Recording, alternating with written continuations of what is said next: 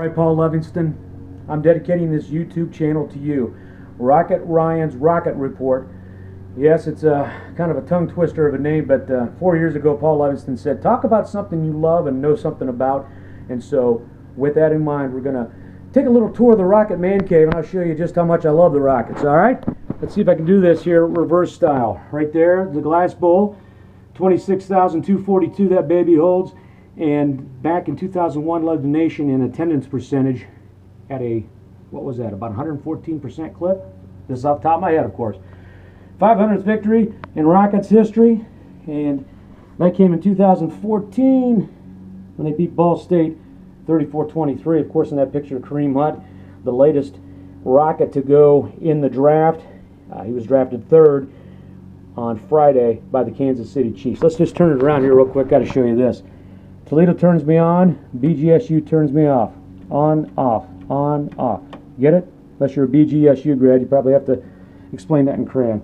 All right, there is the Toledo Fathead. There, of course, Kareem Hunt with my girls. My opinion, best running back in Rocket history, just ahead of Chester Taylor. Of course, he is just ahead of Chester Taylor in the all-time rushing list, so yeah, he's pretty good. Alabama transfer Philip Ely took the Rockets to a 10-2 season and a ranking for most of the year back in 2015. The big guy there, Storm Norton, latest Detroit Lion. He signed as a free agent yesterday. Ava in the middle. Logan Woodside threw for 45 touchdowns last year as the Rockets had another great season. Head coach Matt Campbell, he was there a few years. Now the head coach at Iowa State. Current head coach Jason Candle. Of course, there's Jim Heller, the voice of women's basketball and the sideline voice of the Toledo Rockets. Does a great job, and he's one heck of a guy. Columbus native and a Duquesne grad, of all things. Yeah, he's a Duquesne Duke. One of the great wins in Rocket history when Colorado came to the Glass Bowl and Aaron Opelt, Fremont Ross Little Giant, led them to victory 54-38, I do recall, on a Friday night. It was a lot of fun to see them beat up on what was then a Big 12 school.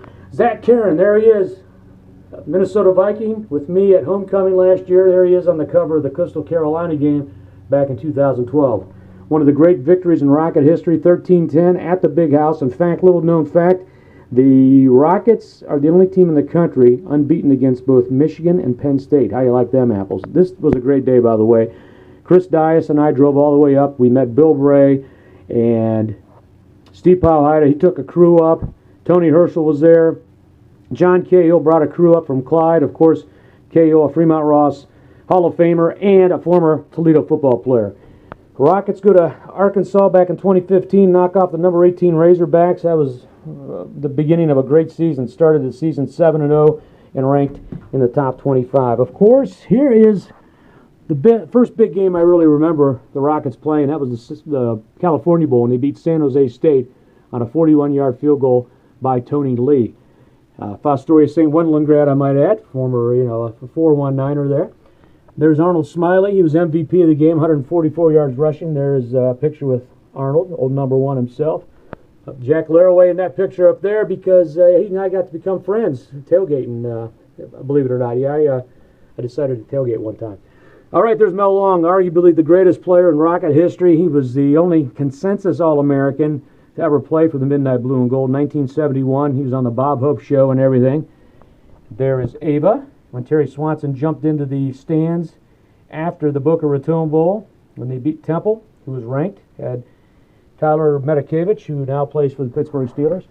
There's Coach Amstutz and myself at the Rocket Football Alumni Golf Outing. There's the Wizard of Ooze and Oz. 35-0 is the Rockets starting quarterback from 69 to 71. Good-looking guy on the left there. That's Dave Zimmerman, a.k.a. Zim. There is Bruce Gradkowski. That's the two of us at the spring game back in 2012.